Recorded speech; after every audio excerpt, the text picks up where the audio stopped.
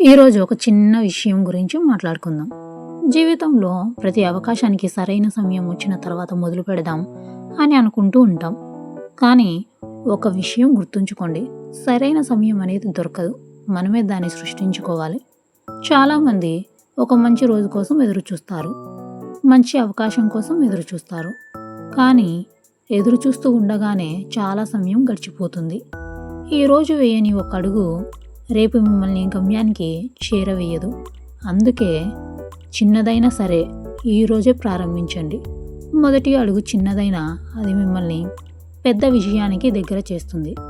ఎందుకంటే విజయం ఒక్క రోజులో రాదు, ప్రతిరోజు వదలకుండా వేసిన చిన్న చిన్న అడుగుల ఫలితమే విజయం. మొదలు పెట్టడానికి సరైన రోజు కోసం ఎదురు చూడకు, ఈరోజే ఆ సరైన రోజుగా మార్చుకో. సో కేర్ఫుల్గా ఉండండి, మీ ఫ్యామిలీని బాగా చూసుకోండి.